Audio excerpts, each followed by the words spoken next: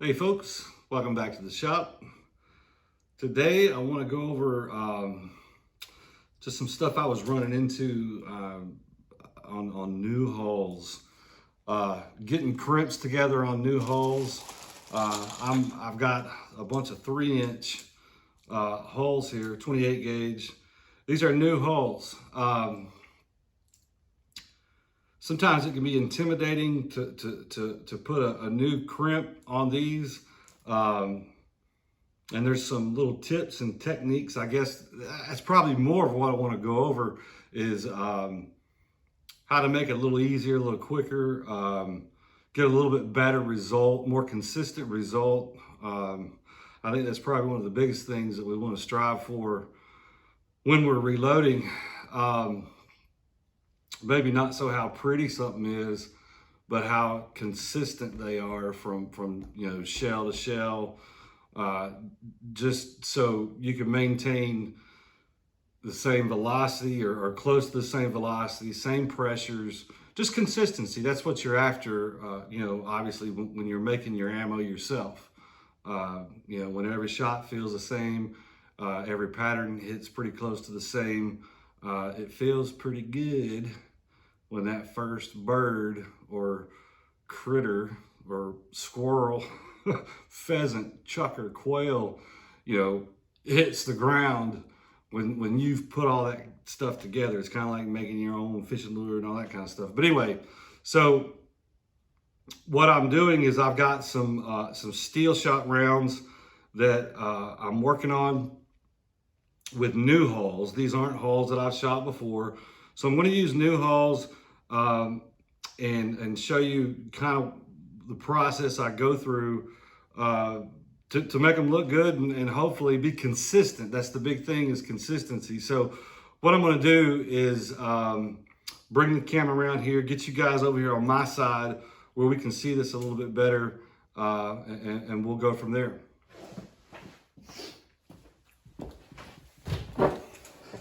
All right, so the load that I'm putting together is it's a 3/4 ounce steel load. It's published by BPI on their website. And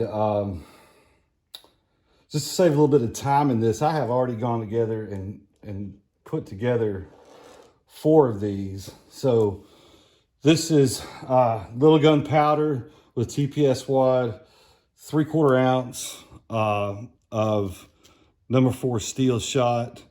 329 grains is really what the number 4 is measuring out to be. Now, Max 600 Junior, pretty standard. This part is going to be just like if you were using a Size Master, even a 9000, I guess. But anyway, the real popular loader. So one thing that I've done, I guess this is probably one of the first tips. This is a BPI crimp starter, okay? I can get it off here. But you can see right here, this thing is, it's sharp, right? And there's no, sleeve that goes around the hull. It's just folding in that. And of course, it's mounted right here where the original crimp starter is, and it just screws on there. And you see this thing moving around, going up and down.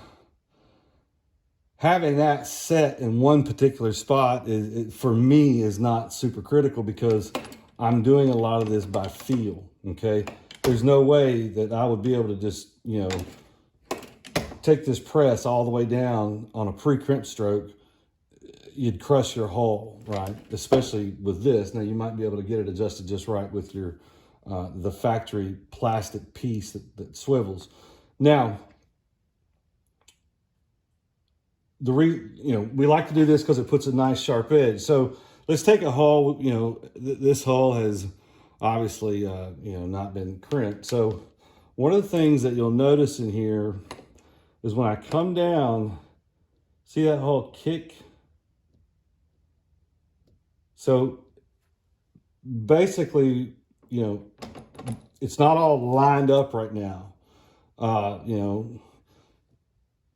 but that's just the way it is. You know, you'd think for 300 whatever dollars they charge that this stuff would be super aligned up, but it's not. So here's what I like to do. The first thing is I don't like to hold it down tight. I just like to get it in there, and I want to press in, and I'm not crushing this thing. I'm just holding it. And the first time you crimp these holes, you need to hold it for just a little bit, and you'll see it open back up. And then what I'm going to do with this, because of that tilt, is I'm going to rotate it 180 degrees, right? And I'm going to go back in, and I'm going to hold it, okay? Now, so that's kind of what we're looking at right here. I don't know if you can see this, right? We don't want it completely closed. I'm not trying to get this thing all the way down. That's what, the second stage is for. So now we've got it here. I'm going to put it in here, crimp, I turn it, and then I crimp again. And look what we ended up with. A junky hole.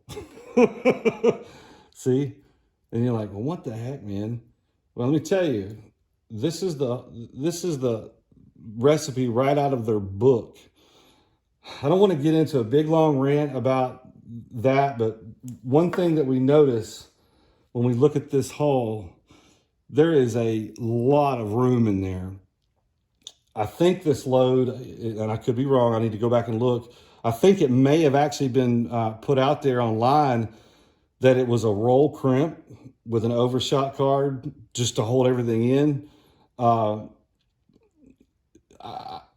I could be wrong. It might be a fold crimp with an overshot card. But anyway, if it was a roll crimp with an overshot card, you would think that you wouldn't need it for a fold crimp. But so let me tell you what you do in this scenario. This is a Chinette paper plate, okay? I have my drill here with a little punch that you can attach. And I've cut out basically, just a spacer on the top, a card that fits in here. So let's do this one more time with a spacer, okay? Because we're going to drop that spacer in there. See right there? Now, go back down, hold it, turn it, hold it. Let's go back in here.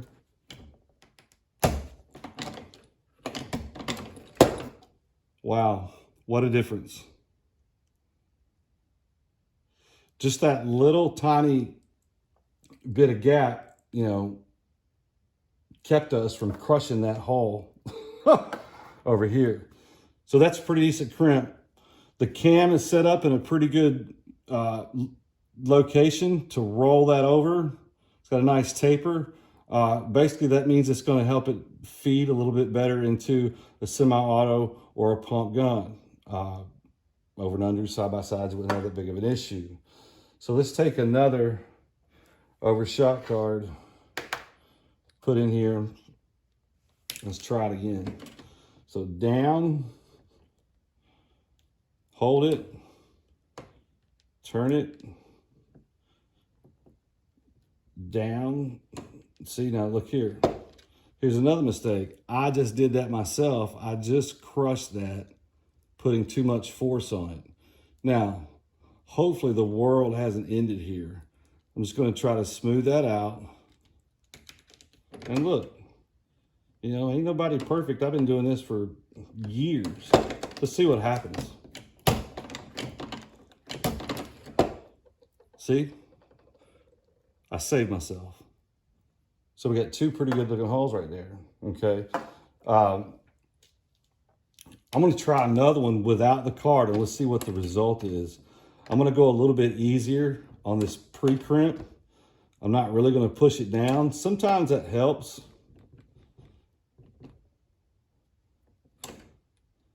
So see, we're not all the way, you know, we're not pushing it super far down.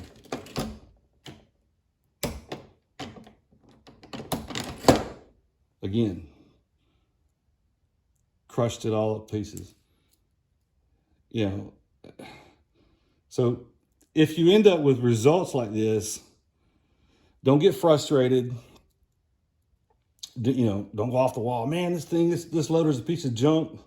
That could be that the stack height is a little bit wrong. And it doesn't have to be steel, and it doesn't have to be 3-inch hulls. Probably the biggest thing is loads that we see online that call for this much powder, this much shot, you know, this card at the bottom, this card at the top. A lot of times, you know, it's wrong. Maybe some of those loads have never even been put together. I shouldn't say that, but the thing is if you see a load, you physically have to try it and see how it's going to go. Of course, you can adjust your machine. I really couldn't adjust the machine any further down. There's so much space in that particular load right there that, I mean, you have to have an overshot card. And you have to understand too, that is a super deep, you know, that's almost like a, you know, a factory Cheddite or Fiocchi, a lot of depth in that punch right there. I really don't even like doing that much. But if you had a gate finishing tool, it would probably make that look a lot better. Now, on the other end of the spectrum, it's like, and I'll give you an example. The 3/4 ounce, 2 3/4 inch load that I have a video on, I don't know, probably did it about a year ago, actually. Man, that hull's full. And if you go back and look at that video, it doesn't even look like it would crimp. I mean, it's like, and I even have people, you know, commenting, they email on the phone, man, how do you get that thing to crimp up? How do you get that thing to close? There's no way 3/4 ounce fits in there. Well, if you use the Fiocchi hull and you do everything just like I say, it will fit. And I know it does because I've shot a ton of them. Now, this is an example here, and let's kind of go through what we would do. This is a different load, okay? You'll see that the shot is a little bit bigger. This is number 3 steel. You'll notice that it's considerably higher in the shot column, okay? And that's because there's a lot more shot. So this is something I'm working on. Now, let me kind of go through the process. I wouldn't mess with the cam on this particular crimp, but here's what I am going to do. I'm going to raise this plunger up 1.5 turns, okay?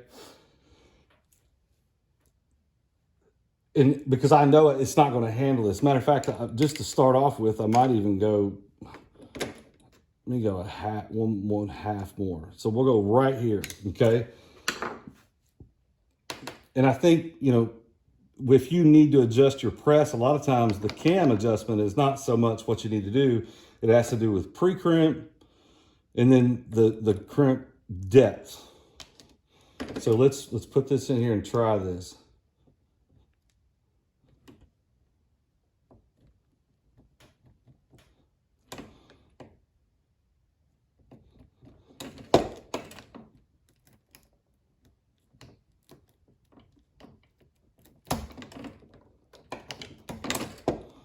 All right, there you go.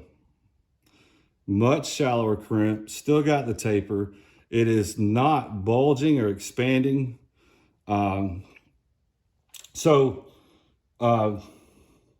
Yeah, if you're trying to expand your steel shot offering in 28 gauge, hit the subscribe button. More to come. Right here it is. But anyway, so again, different volumes, overshot cards, using this pre-crimp versus the, this is the factory mech pre-crimp, and what you'll see is, it's kind of hard. You'll see these little ribs. I don't know if you can see this. Those little ribs, and they actually show up on the hull on the outside. That I think they actually stress the hull because it puts pressure right here in this area where you've got a fold of plastic, and you also have shot right here. So let's give that one. Yeah, that'll stay. That'll hold. Looks pretty good. But anyway, what else about crimping? It's pretty much it. Don't get frustrated. New hulls I know can be a real pain in the tail. But when you can pump them out and they look like that, you should be happy with yourself. Of course, you're gonna have some of that. And if you do, don't get upset. It happens. I've done it, obviously. I just did it. But anyway, hit the subscribe button. Man, y'all know how much that would mean to me. Yeah, hit the subscribe button. Leave comments. I love the comments. You'll find my email in the About section if you want to send me a question offline. I hope this helped some folks with the reloading on your crimps. Don't let new hulls scare you, but definitely go and get you one of these crimp starters from BPI.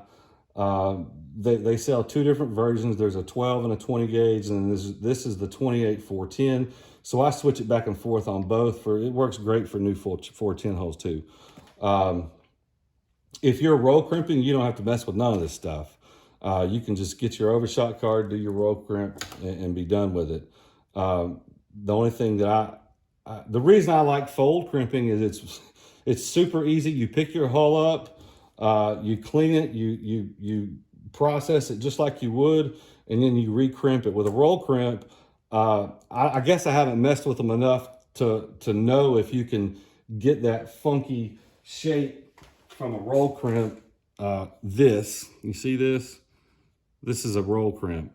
So that's what your hull looks like after you get done. It's pretty stiff. Now, obviously, I think this is a 3-inch hull, so I could cut this and make a 2 3/4, redo it. But if I have a 3-inch hull, I'd like to keep shooting it as a 3-inch hull, until it just splits apart on me. But anyway, all right, my rant's over, guys. I wanted this video to be short, but it's turned out to be a long one. Let me know what y'all would like to see more of. If you want to see more patterning, if you want to see more loading itself, if you want to see reviews of guns, I mean, I can do a lot of that stuff. I'm just trying to grow the subscribership and the viewers of the channel. Be honest with you, getting up there in years, I have a little bit of free time. So I thought maybe, hey, why not do a YouTube channel?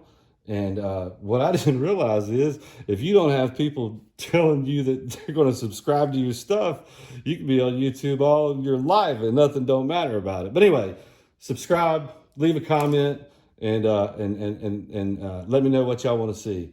Thanks a bunch, folks.